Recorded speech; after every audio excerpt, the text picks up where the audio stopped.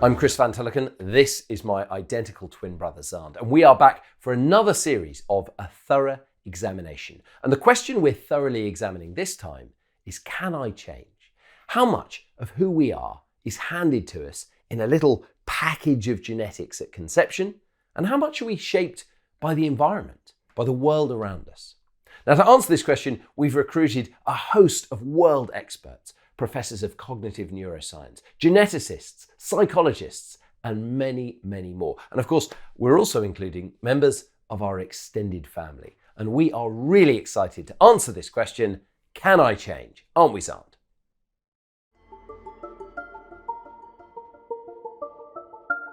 People buy all the books, but they don't actually fix things. It's not impossible. listening.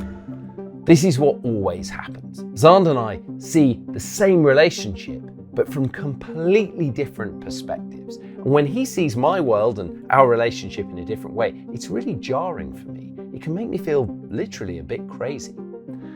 I've learned two things making this series. The first thing I've got to listen to is what's going on inside myself. It's a skill called interoception, and I need to pay attention to when I'm getting annoyed and stopping listening to Xand. And the second thing is I should listen to Xand, because his different perspective on my life is exactly what makes what he has to say important. So I'm going to calm down and see if I can reset this. Sorry, Xandi, there was a bit of a technical glitch on the line. What were you saying? I was just saying that when you listen to me, which is very unusual, it really makes a big difference. When I feel like you're actually taking in what I'm telling you and just absorbing that rather than just thinking about your response and what you want to say, it makes a big difference. But I usually don't get to finish a sentence. When it comes to changing relationships, just about the most important thing you can do is listen to yourself and listen to the other person. Who are you talking to? I thought you were listening to me.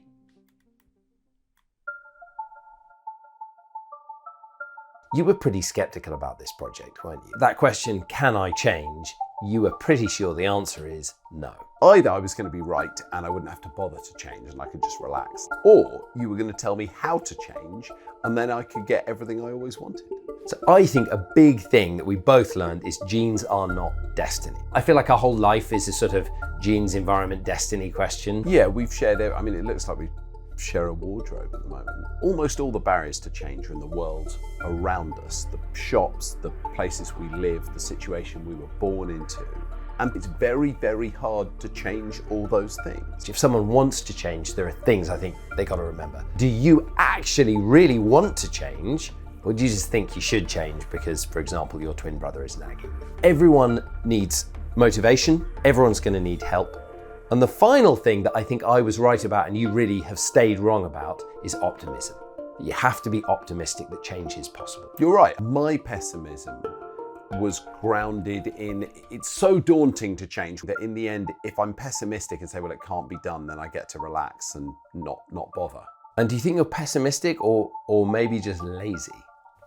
Well, a little of column A, a little of column B. You should change that about yourself. I am determined to become less lazy, starting tomorrow.